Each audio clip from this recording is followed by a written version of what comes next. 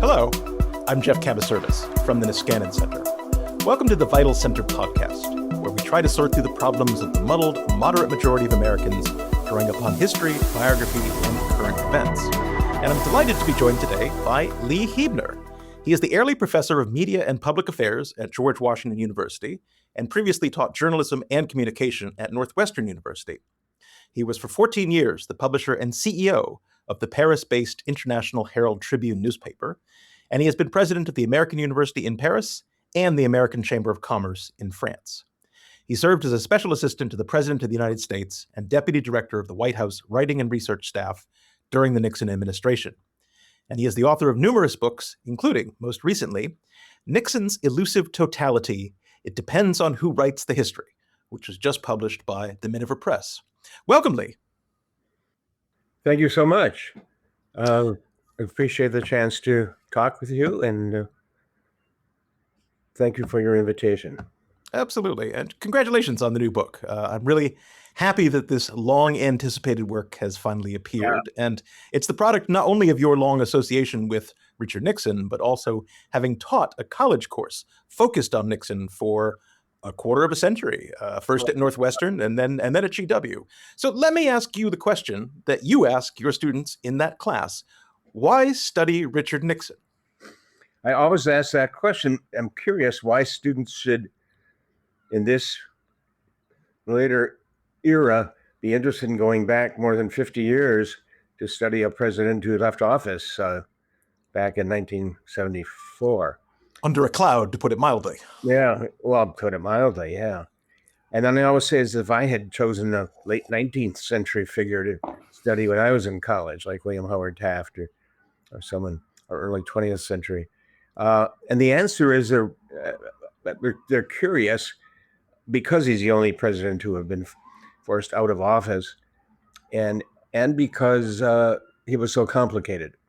And they hear various things about him from relatives and friends and teachers, and they're kind of curious as to how it should settle out, which they should think, and so it's fun to ask that question of them to start my classes, for example. You point out in your book that Nixon's political career spanned almost half a century.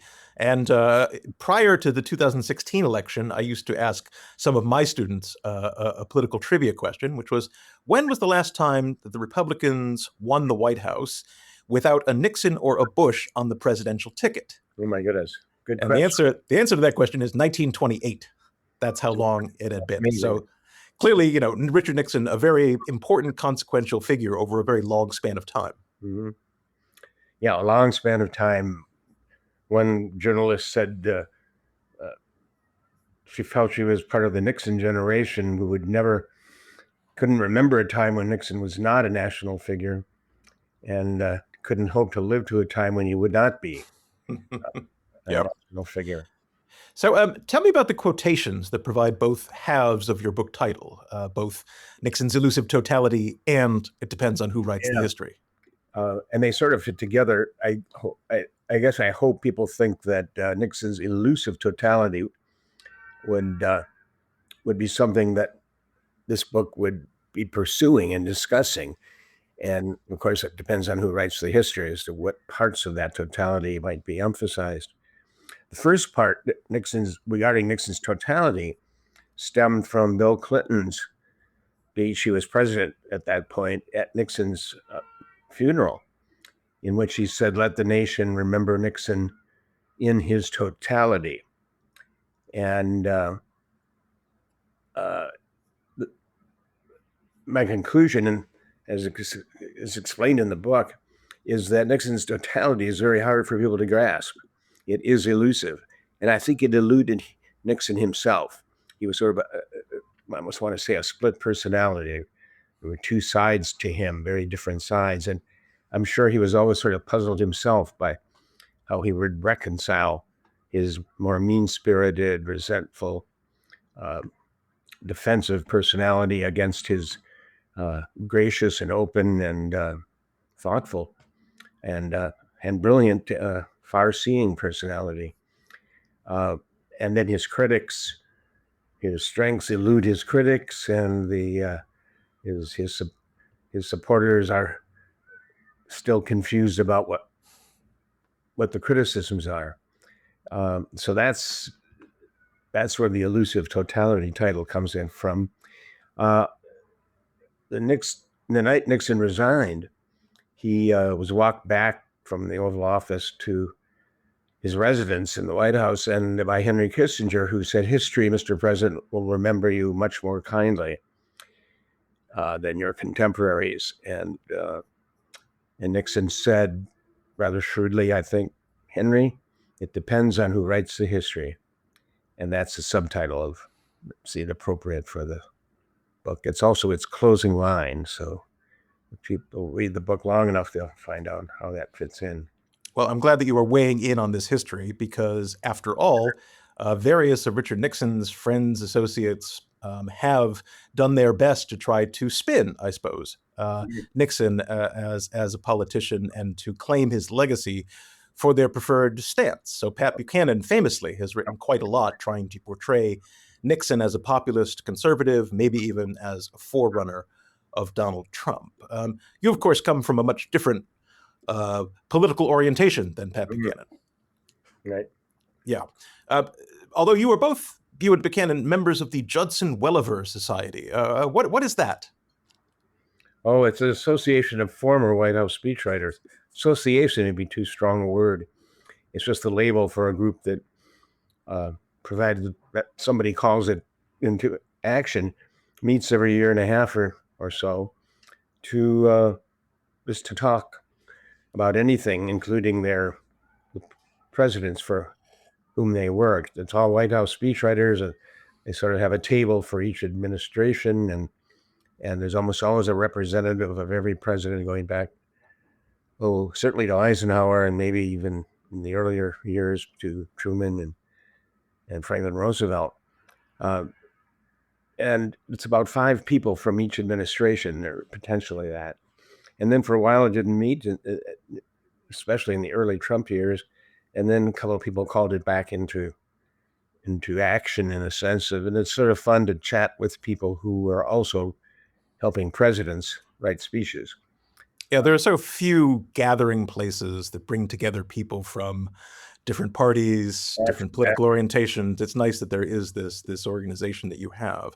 So your book consists, I would say, Judson-Welliver himself was said to be the first White House speechwriter. That's why it's called Judson-Welliver, and he was a press person for President Harding, so that's why that name was attached to this informal gathering. But please go ahead. So your book consists, in large part, of your reflections upon not only your time as a speechwriter in the Nixon administration, but Nixon as a speech maker. And the book contains a lengthy appendix that contains some of what are among Nixon's most significant speeches. Why did you choose them? Those speeches, I think, because they're the ones that were discussed at some length in the book, and it seemed useful to have the full text there since it was being discussed in the first part of the book.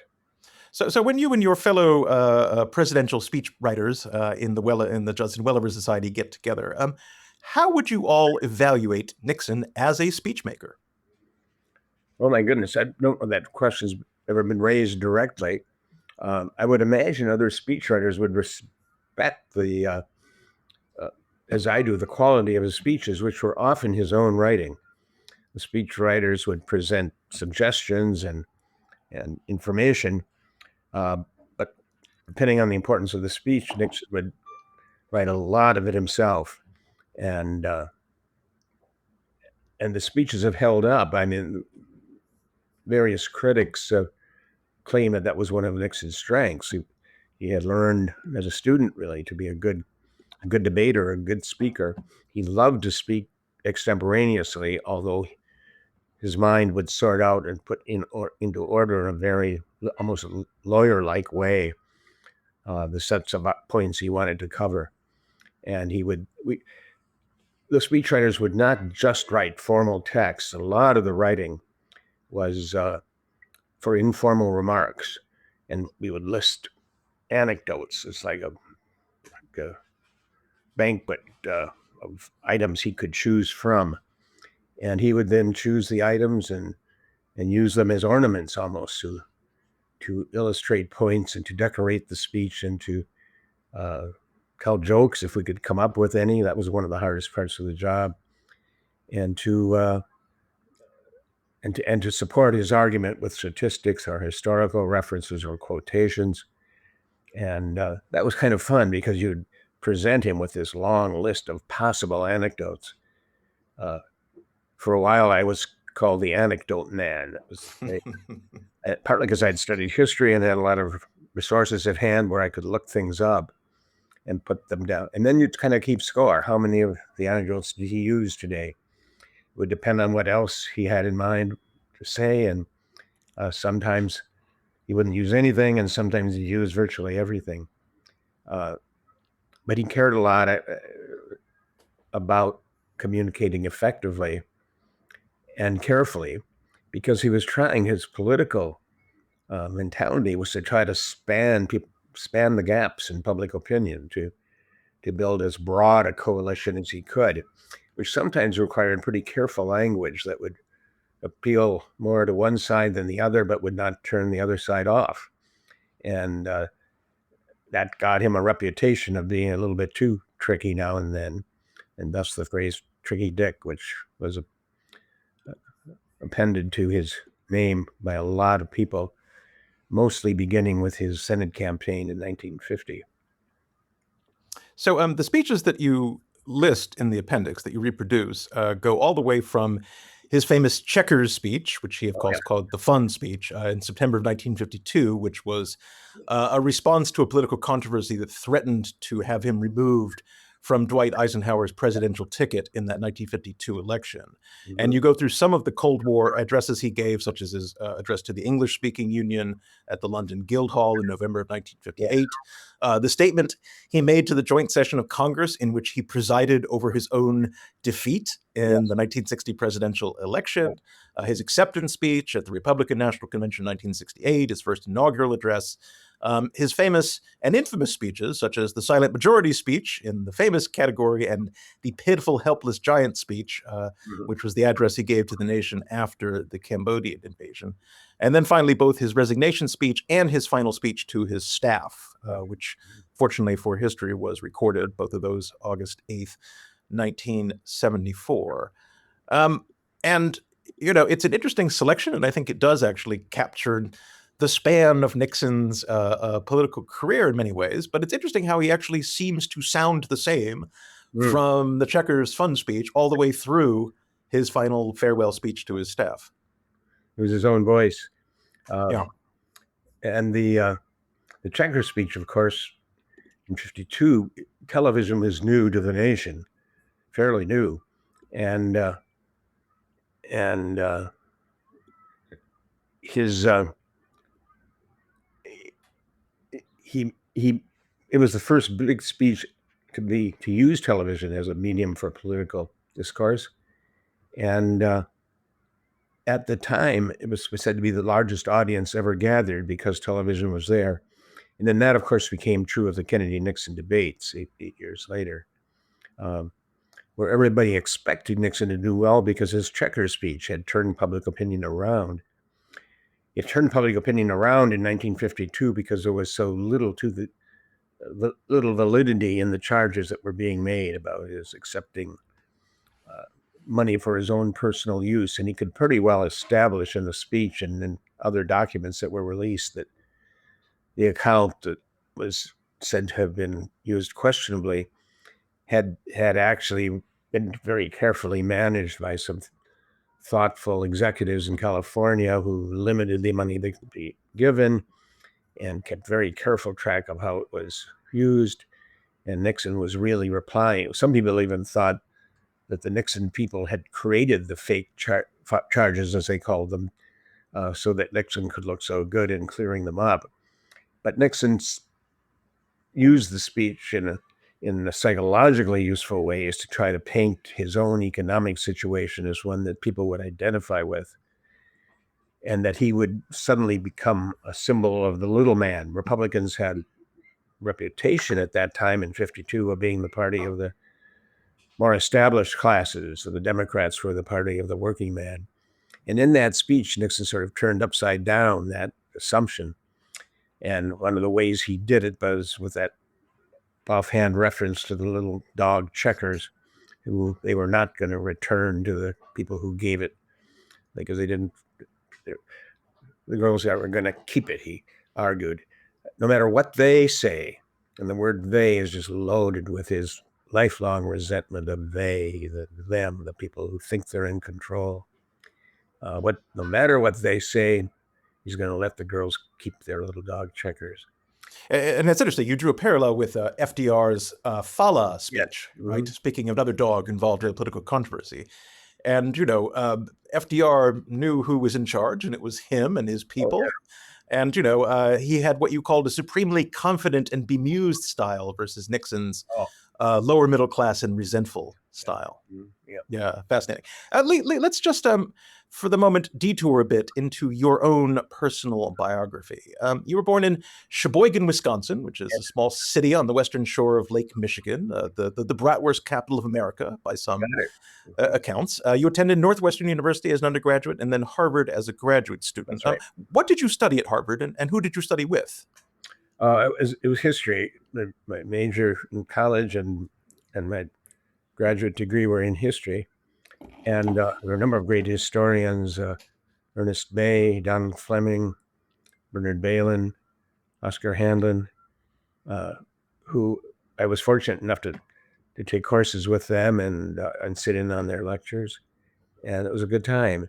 But it was during that time that I also got diverted into political life with a group that was formed there, which we called the Ripon Society, which was moderate by today's standards, liberal republicanism. It was founded really in an effort to return the party to the party of Lincoln. This was during the Civil Rights era, and the Democrats had sort of stolen the initiative on civil rights related issues, both Kennedy and Johnson, and to also return the Republican Party to a status where it was honoring intellectual life, and as it had sort of forgotten to do in the Joe McCarthy period.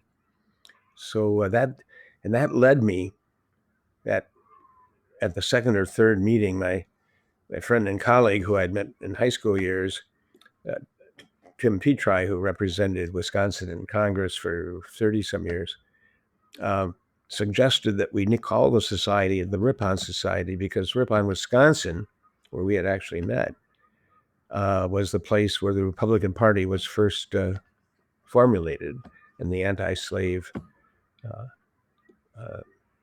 impulses of the 1850s. So that name sort of stuck, and through the group, I met future employers, and I met Richard Nixon, and I met my wife. I'll say in ascending order of importance. So it was through Ripon and Tim Petri, actually, that you first met Richard Nixon. Tell me about that first meeting. Well, I first met Nixon in New York. I think it was 1963, just after the Kennedy assassination. Nixon had tried to resume his career by running for governor of California in 1962 after losing to Kennedy. And he lost badly and embarrassingly, and decided to say he was holding his last press conference in a very resentful speech the day after the election. And he invited us to gather with him near his new office in New York, or at his new office. Then we walked over to the Recess Club. I remember that well, asking questions all the way and noticing his awkwardness and small talk. I talk about that during the book. He just was uncomfortable in the world of drinks and jokes, as he said. And but when we got to sit down at lunch, he did what he did with a lot of people at that point, and that was give a sort of tour d'horizon, his trip around the world.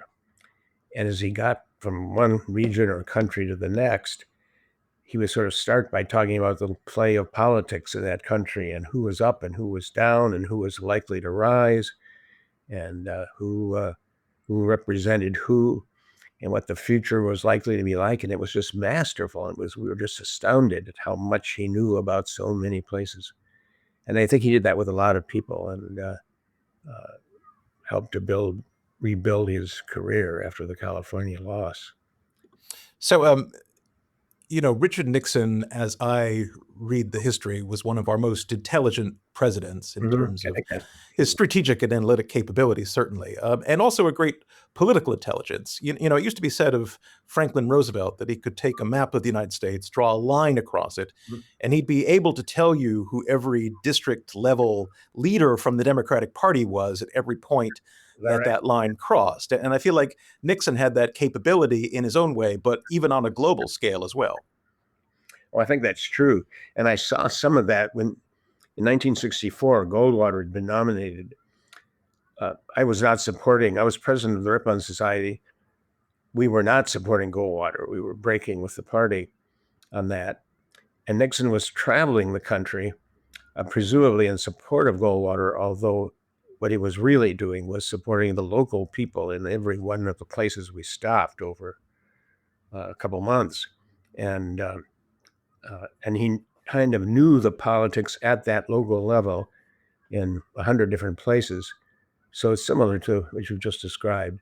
He he knew the local leaders, and I think that's what he was positioning himself well, even in '64. Nixon knew that I did not support Goldwater. It didn't bother him. He was widening his coalition by including me, I guess. He explained to Pat Buchanan. Have I said this already today? I don't know. He explained to Pat Buchanan that I was brought on. This was later, of course. Buchanan wasn't around in '64, but Nixon, in fact, offered me a job after the '64 tour, a job which Buchanan finally got. When I was finally hired on the White House or in the campaign staff, '68, he explained to Buchanan that I was being brought on to balance the staff. So that was one of my assignments of given Buchanan's conservatism. And but his knowledge of the local scene, I think, was one of the great assets he brought into the campaign for the Republican nomination, which in the end he wasn't really challenged about. I think the party decided that was the way they wanted to go in '68. So I had the foresight to interview you in 2007 and again in 2009 as I was writing my book on moderate Republicans. Yes. So I know that you and Tim Petri somehow managed to get into Nixon's hotel suite in New York the morning that he was declared the victor of the presidential election in November 1968. How did that happen? Well, Tim Petri was clever enough to say yes when we were wearing Nixon staff badges in the big ballroom, and then he retreated to his suite of rooms upstairs. And a man came up to us and said he had a telegram, I think he said from the Japanese prime minister. How could he get it to Nixon? And Tim Petri said, we're on the staff, we'll take it to him. Then we went over to the elevator and persuaded the security people that we were on the staff and we had a very important international document. And so we went up and got off the elevator and walked in, and Nixon was at the door greeting people. And what I remember so clearly about it is that he, as happened later in his life, he was not in a rejoicing mood. We said, congratulations, Mr. President, or we didn't use that title yet because he hadn't been sworn in, but congratulations. And Nixon said, yes, but we lost the House, we lost the Senate. The polls are still they're not triumphant votes of approval. The Congress is against us, the press is against us. He went into all the negatives. And they were legitimate negatives, but he had just won the presidency, and you would have expected. But he never, Bill Safire said he was a good loser, but a poor winner. Bill Safire was one of his chief speechwriting and general aides. And I think that was true, and it kind of reflects the psychology of the person. But we were able to be at that victory reception after the declaration of victory. I mean, it is true that Nixon was the first president to enter the White House without having his party control one house, at least one house of Yeah, Congress, since I think Zachary Taylor Zachary in Taylor. 1848. So he wasn't wrong about that. But No, he I was think I think Safire was very correct about Nixon's psychology. and when 4 years later he won with 61% of the vote. I checked this out just the other day. It was in absolute numbers the largest victory margin in history. Percentage wise, it was a little lower than Roosevelt or Johnson, but in absolute numbers, it was the largest victory margin ever. And Nixon, in his own memoir, writes, "A strange sense of mourning came over me, uh, a deep sadness or deep." And the problem was, I think, for him, he had finally reached the top, and not just narrowly winning the presidency, but winning by a huge margin. And he didn't know quite what to do with that. He was so accustomed to fighting against everything, and now suddenly here he was on top, and there was nowhere to go, nowhere up to go. Perhaps he could understand the melancholy of Alexander the Great, who wept when he had no more worlds to conquer. That's exactly the right phrase. So you were hired as a speechwriter, and out of curiosity, what makes a good speechwriter? You know, when I think about the presidential speechwriters I've known, they go back as far as Sam Beer, who was a speechwriter for FDR, Stephen Hess, Right. who wrote for Eisenhower, David Gergen, who wrote for a number of presidents, but certainly in Nixon, David Frum with George W. Bush, all able writers, absolutely. But what is it that particularly makes for a good speechwriter for a Oh, president? goodness. Oh, I teach a course called speechwriting, in which I take 10, 12 weeks to wrestle with that question. I'm not sure the right answer. I think part of it is a recognition that writing for the ear, as a speechwriter does, is quite different than writing for the eye, as many journalists do. Any number of journalists who were thought to be great supporters of Nixon or great analysts of the challenges Nixon faced were interviewed at the White House and asked to write some sample speeches. And they rarely excelled because they were not speechwriters. They were writers for the eye, for people to read. And it's a big difference. And I had 9 points of why the eye and the ear are different. The ear doesn't remember things the way the eye does. And the ear, I've even forgotten what all the arguments are. It's it writing speech writing for the ear requires you to paint verbal pictures so that the memory will stick in a way that it doesn't. Things go in one ear and out the other, but we don't say they go in one eye and out the other. So if one can use words to paint pictures, then that's more likely to stick. It'll go in one ear through sound waves, but it'll turn into a picture in the brain that will be more likely to be remembered. Yeah, I think it was Stephen Hess who mentioned that he wrote a speech draft for Nixon, and Nixon handed it back to him and said, "There are no cheer lines here." Oh, well, that might be true too. Which, you know, is a different kind of reading. So, how had your experience as president of the Ripon Society prepared you for your role as Nixon's I'm speechwriter? not sure you did, except that I met a lot of people because of that. And I don't think there were any speechwriting challenges in being part of the Ripon leadership, but a lot of people opportunities, people meeting opportunities. Well, it is true that the speechwriters in the principal speechwriters around Nixon came from somewhat different political positions. Mm-hmm. Is that correct? How would Yeah. you characterize them? Right. Mm-hmm. How would you characterize the speechwriters around Nixon? Oh gosh, well, Pat Buchanan, of course, had come from the I don't know quite what adjectives to use. So not just conservative part of the party, but from the sort of angry conservative part of the party. He, he wrote vividly uh, about the failures of the left in terms that are almost reminiscent of our current president. Very conflictual language, and and then there was Bill Safire, who was very clever, able balanced writer who would write some of Nixon's general speeches. He would also write in sort of Buchanan-like way. He could do that with phraseology to capture the tensions and conflicts in the country. Which Safire famously wrote for Spiro Agnew, Nixon's vice president, and coined phrases like the nattering nabobs of negativism. And Nixon knew enough not to make those his words, unlike the current president. He thought the president should be the president of all the people to the extent he could. And so he would then say, send this on to Agnew, who would enjoy making a name with such language and attracting support until he was forced to resign. And my theory about that is that had Agnew not resigned, he'd become so controversial because of such language with the center, left and the center, that had he still been in office, people would have asked Nixon not to resign because they didn't want Agnew to become president. But when he was forced to resign because of personal misdeeds in the financial, he accepted even boxes of money, or so it was later reported. When he was vice president at the White House, people would carry the bag in with whatever the payoff was.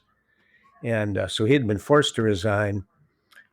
Nixon appointed Gerald Ford, who was everybody's friend, and that made it much easier for Nixon to resign, knowing who the next president would be. That would be reasonable. David Gergen was another White House speechwriter during your time. How would you characterize him politically? Oh, he pretty centrist and able to adapt, I think, as was his later career, in which he served as a speechwriter for presidents of different parties. And how about Ray Price? Just very very good writer of speeches for really important occasions, like inaugural addresses and resignation speeches, of which was one. Thoughtful and caring writer, and he was the head of the writing staff for a while. Gergen and I were both his deputies at one point along the way. So Ray Price had been the chief editorial writer for the New York Herald Tribune. Yes. Before that folded in the spring of '66. Mm-hmm. How would you characterize the New York Herald Tribune for people who don't know what that was? Well, it was thought of as the Republican newspaper in terms of its editorial page, but it is a high-quality journalistic venture. A lot of great journalists were part of the Herald Tribune staff. And of course, its offshoot in Europe, the International Herald Tribune, was a place I later spent 15 years. By that time, party affiliation didn't mean very much. And besides the Herald Tribune in Paris, where I was publisher, reported not only to the Whitney Company, John Hay Whitney was a leading New York establishment figure of moderate to liberal views. So the newspaper was kind of a moderate Republican voice, contrasted with the New York Times, which had become much more of the liberal point of view. Yeah, I remember interviewing Ray Price at his apartment in New York and noticing that there was a portrait of Horace Greeley, the founder of the New York Tribune. And he said, yeah, that was in the boardroom, and I just took it when the newspaper folded. Sure. He also had a comment, actually, about the Herald Trib. The film Au bout du souffle, the Jean-Luc Godard film from 1960, begins with Gene Seberg's character hawking the Herald Tribune on the streets of Paris. And Ray Price said, we were the parent organization of the International Herald Tribune in Paris. So at the same time that I was writing editorials for the Trib, I was writing for the paper in Paris as well. When you wrote editorials, you had both audiences in mind. That helped make us internationalist, and that was part of the DNA of the paper. That's great. Great to remember. I remember Gene Seberg walking the streets in the film. Jean-Paul Belmondo was her co-star. but crying out as the people selling newspapers on the streets did at that time in Paris. Le New York, Le New York. It was the phrase that used to describe the paper. In my book, I was actually rather hard on John Hay Whitney, the owner of the Mhm. Tribune, because ultimately I wrote he made a dollars and cents decision to fold up the paper because it was losing money, but there were plenty of conservative people who were nowhere near as rich as Whitney who went through a lot more sacrifices and losses to support conservative papers and magazines, and it did seem to be that the moderates were not perhaps fighting to the extent that they could They have in this battle. maybe too moderate in their Yeah, no, it's possible. And Walter Thayer was also an important person in your life. He was the publisher of the New York Herald Tribune. What was he like? Doug Whitney's close business associate and lawyer, uh, and he was the one who really took an active political interest in the party and in its in what direction it was going to go. And he was pretty much on the moderate liberal side of the party, and he was the one who really discovered the Ripon Society, and then later hired me to work with him and Jock Whitney, uh, and finally sent me to Paris and the Paris Herald Tribune, as we called it. But by that time, when I was in Paris, I was reporting to three owners: the Whitney Company, the New York Times, and the Washington Post. So that was a wonderful position in which our journalists had pretty much the freedom to go whatever directions they wanted, and uh, including good down the line, straight reporting and news. And I think the paper became a trusted global source of information. I have to ask you about your experience as a young Ripon Society person getting invited to dinner at John Hay Whitney's house. Oh, it was kind of neat. I think we thought it was neat. But I remember going there and I remember noting how nice it was. I guess his house in the city, and then his estate in Long Island.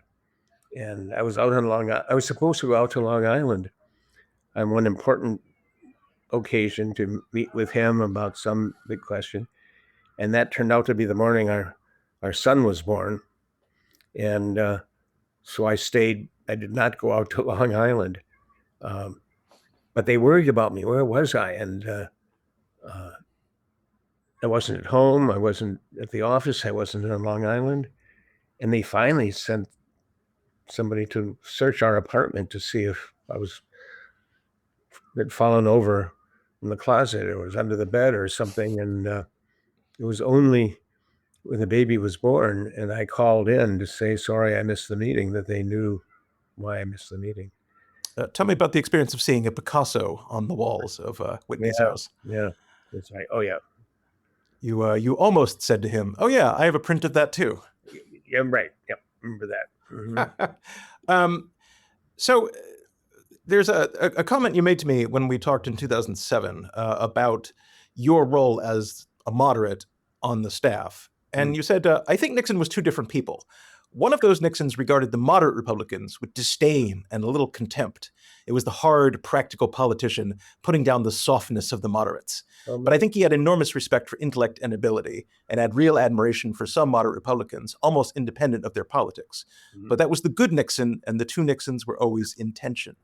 Yes, exactly. Well, and that's the elusive totality title of that book, to look at the different Nixons, the staff at the Lighthouse.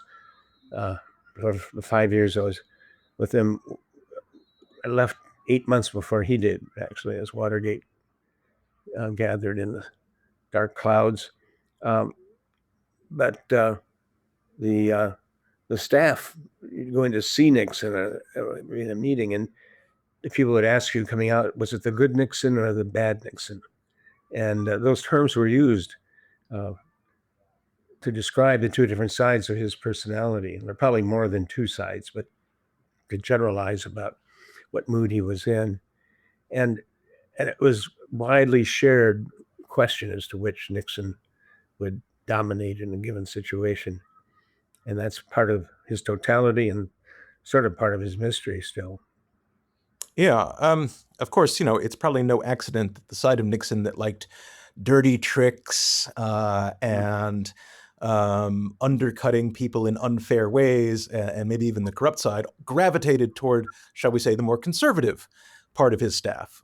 So John Huston, for example, who had been, I think, a leader in the Young Americans for Freedom, was somebody who was sort of in charge of dirty tricks, even if most of them didn't necessarily come off. I guess that's right. Yeah. Yeah. So, I can't help but think that when you were in the White House, you would have been, at least at the time you joined, maybe in your late 20s. Yeah.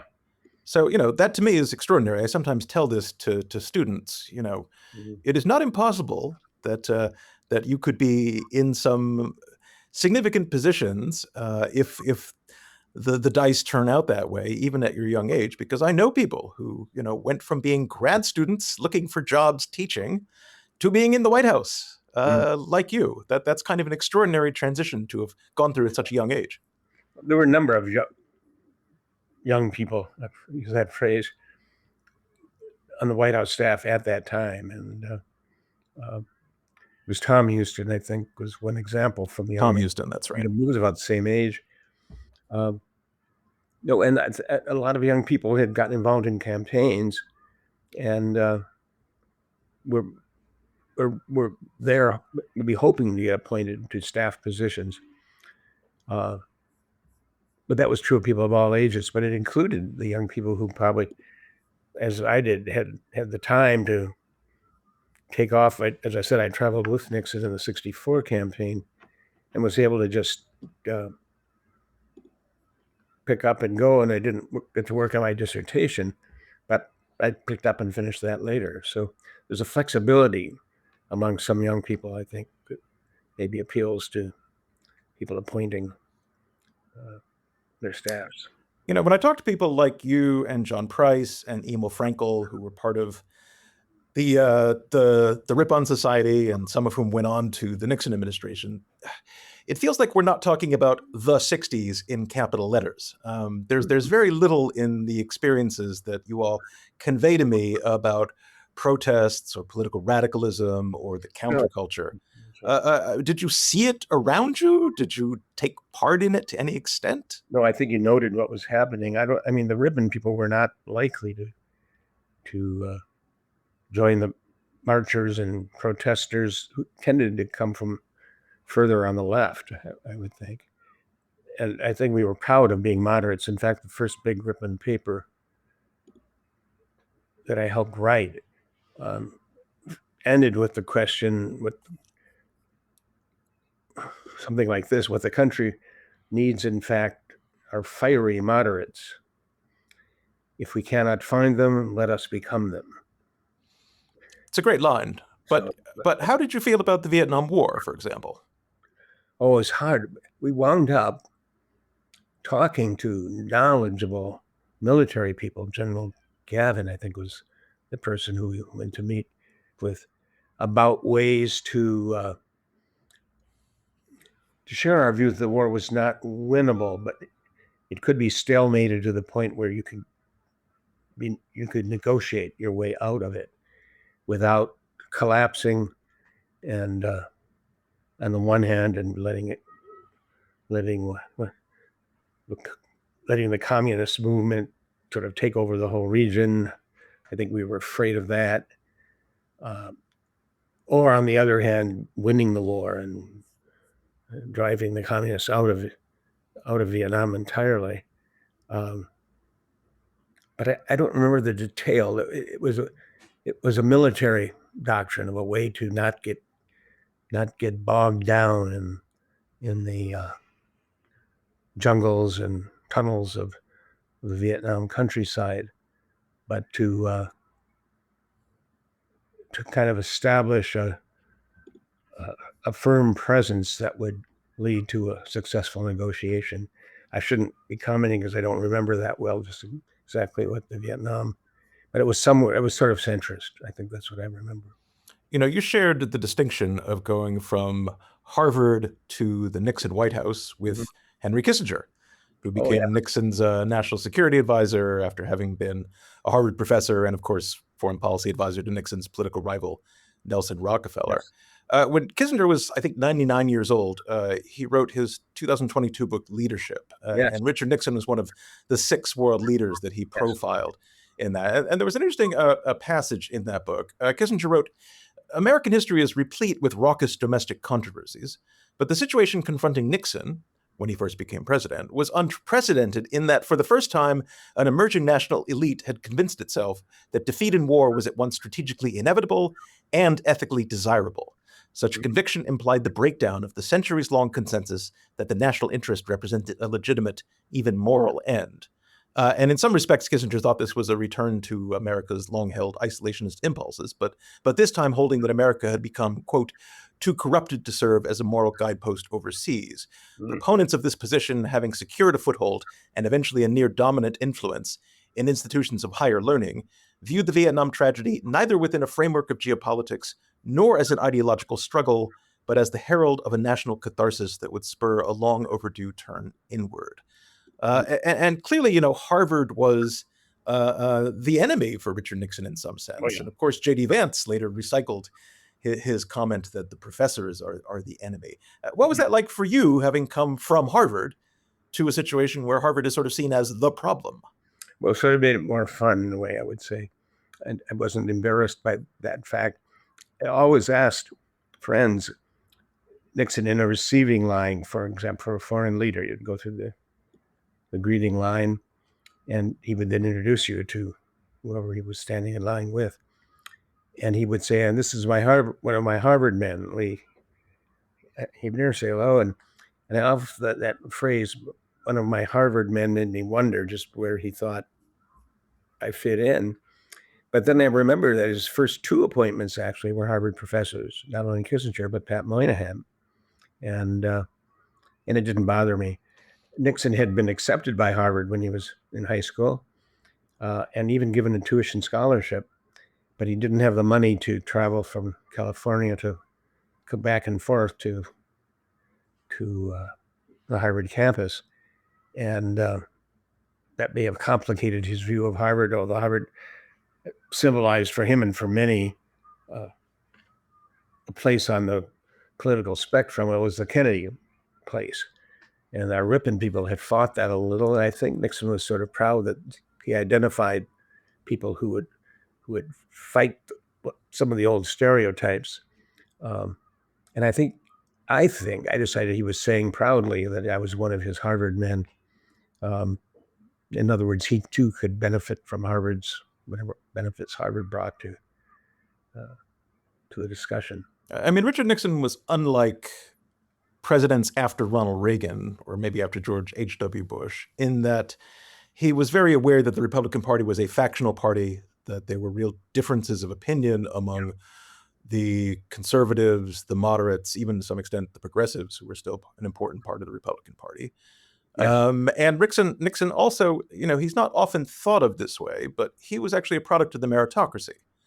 Yeah. He graduated 3rd in his class at Duke Law School, largely by virtue of his hard work. And although, I think Rick Perlstein made too much of the difference between his college club of the Orthogonians, the Squares, against the Franklins, who were the establishment, there was no doubt that he saw himself as someone who succeeded on the virtue of his own merits, as against the aristocrats who had advantages handed to them by virtue of their birth or position.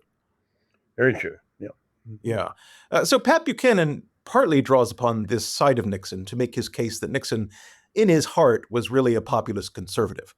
Mm-hmm. And he also points, of course, to Nixon's famous, work on the House Un-American Activities with the Alger Hiss case, right? Nixon's role in crafting the Southern strategy of appealing to conservative whites and barely reformed Southern segregationists.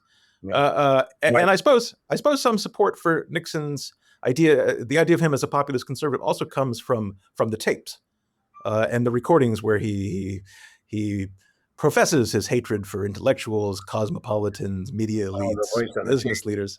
Yeah. I remember coming across a passage that actually struck me as almost poetic. He said that in his second term, he was going to build a new Republican majority with the support of the people that the elitists look down their nose at, these Southerners that they despise, these ethnics, the D's and Do's guys, the labor guys, those farmers, those cattlemen, those people down around San Diego and Orange County.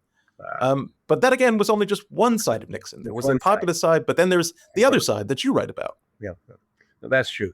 Although you remember well some of that language, and it's evident on the tapes. But I don't think he was entirely governed by that, and that's where his totality is pretty elusive. But I think he knew that to some extent that was very true, and it was animating part of his response to political opportunities. But it wasn't all. He knew that it wasn't the whole of him, and part of his responsibility was to avoid such angry, resentful attitudes toward the country. So he would have been one of the first to say, well, the president should be president of the whole country and not polarize and isolate. And he made that almost into an art form when he wanted to employ those sensibilities. And John Price has made an excellent case in his book, The Last Liberal Republican, that Nixon was, in some ways, that, as evidenced by his support for a national health insurance program decades before Obamacare, the Family Assistance Plan, which, again, was a comprehensive system of social welfare with income supports. Guaranteed annual income. Right. His support for the EPA, the Environmental Protection Agency, OSHA for workers' safety. You can go down the list of Nixon's liberal accomplishments. I think I listed some 12 surprises in the book that showed the liberal side of Nixon, sort of in support of John Price's book, and in important ways. Everything from the 18-year-old vote to his first day in office. He walked around Washington, which was still burning in a sense after the King assassination and the aftermath. And he declared his support on the first day for home rule for the District of Columbia, which had been considered a very liberal position to take. But that was his first big action after the inauguration. I think the next day he took this tour of the burned out area that resulted from the riots and declared his support for home rule, just a symbol of that potential impulse. And I remember hearing from Bobby Green Kilberg, among others, that Nixon was actually very supportive of measures to assist Native American communities. Oh my goodness. And she was a key to that too. Yeah. I worked on that. I did that, all the writing on that, public writing on that issue. And that was partly his sympathy for, I think there were two motivating factors. One was his college football coach, Chief Newman, was of Native American descent, and was the new father figure that he needed. His own father was rather erratic in his behavior and part of Nixon's growing up problem. But the football coach, Chief Newman, was one motivating factor. And the other was he was being charged with being anti-Black, the Southern strategy and all of that, although I go at some length in the book to say that Nixon was not the Southern strategy president, that came from other parts of the party, Kevin Phillips' writing. Phillips says, no, it was not Nixon who implemented that. And Nixon says he had not read Phillips' book about the Southern strategy. And Nixon was prouder of what he thought of as a suburban strategy. And he was open to the fact that maybe you could pick up some Southern votes, but George Wallace was getting most of the Southern conservative vote. And I almost forgotten the argument. I argue that Nixon spent more time trying to persuade people he was not the implementer of a Southern strategy, but was rather an alternative to it.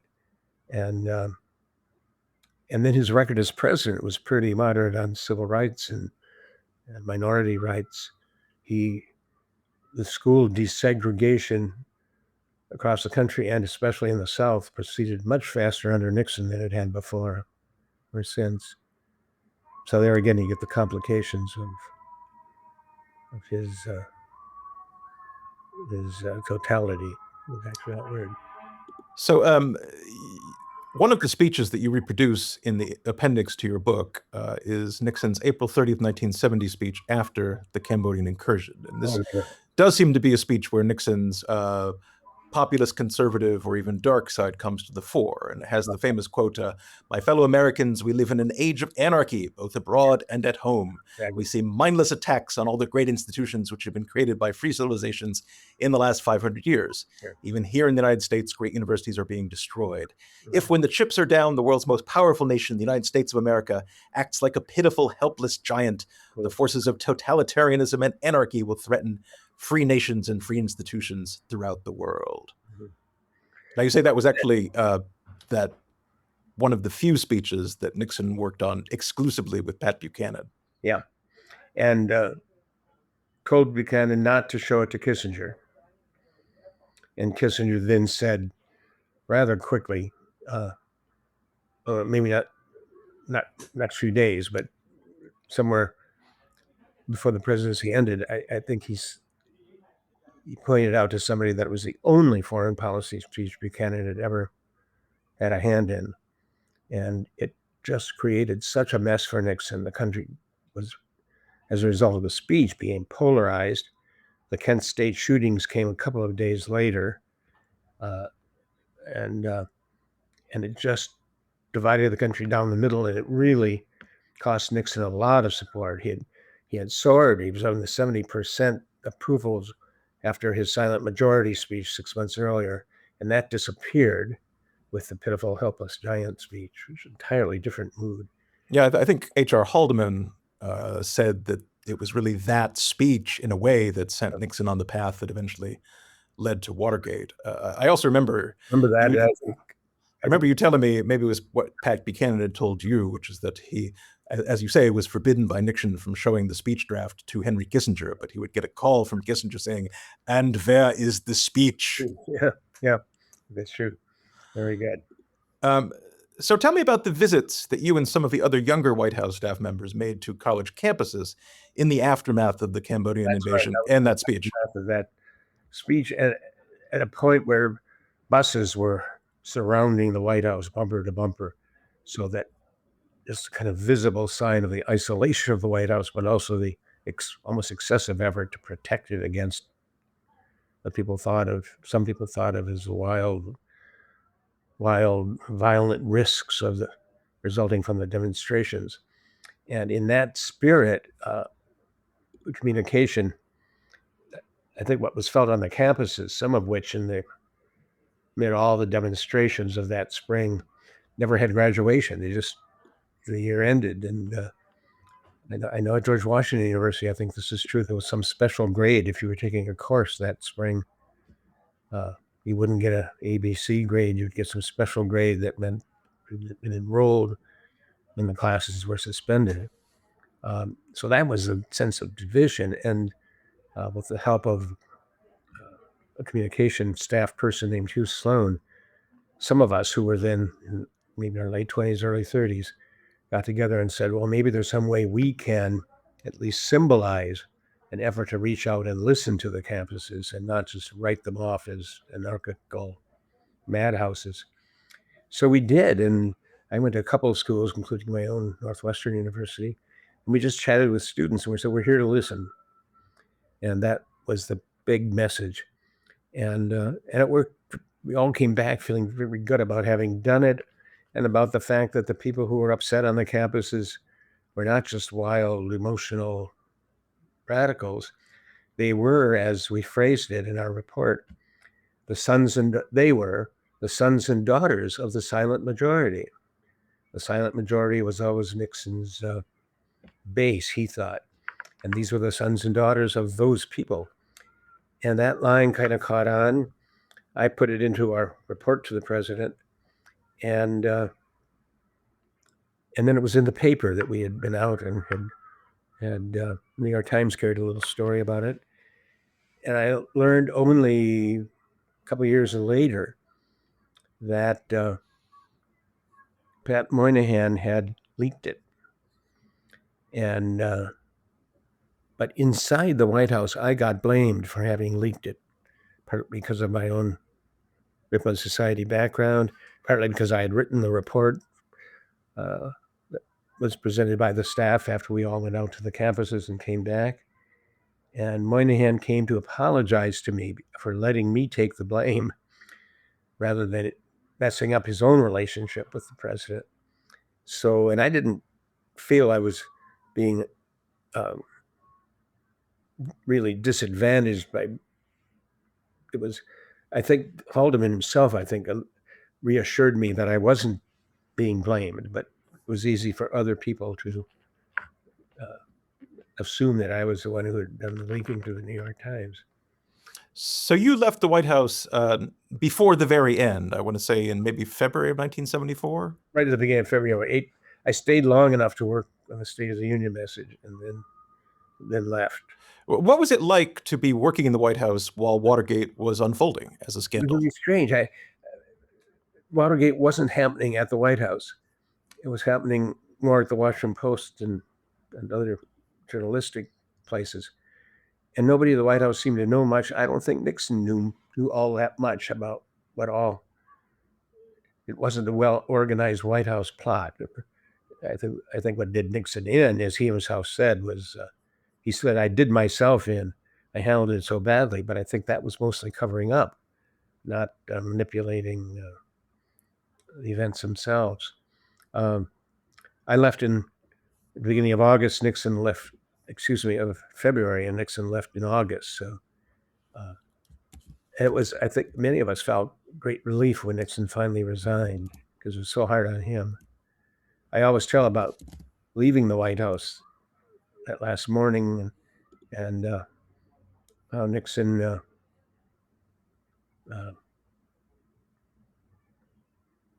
I've said it's been great fun. I said saying goodbye to Nixon, and he said fun, and it was the worst moment of Watergate. And then he went into this very nice talk about, I feel it's not fun because I feel so badly for all the young people who came on the staff and who believed in me, and now they're being so let down. And I think he wasn't quite sure of how to handle it at that point. And of course, it played into all the negative stereotypes about Nixon. But I think the stereotype that was justified was if he had actively tried to solve it, if he'd gone after the wild people who planned the break-in, for example, he would have emerged from it just fine. And I think he concluded, too, he should have played it that way. You know, I'm glad you reproduced Nixon's speech to the staff as he was leaving the White House because, you know, I had been used to thinking of that as sort of a self-pitying speech. You know, my mother was a saint, my father was a little guy. But Nixon almost rises to the level of a character in literature. I mean, maybe Willie Loman in Arthur Miller's Death of a Salesman there. Last week, so yes. Yeah.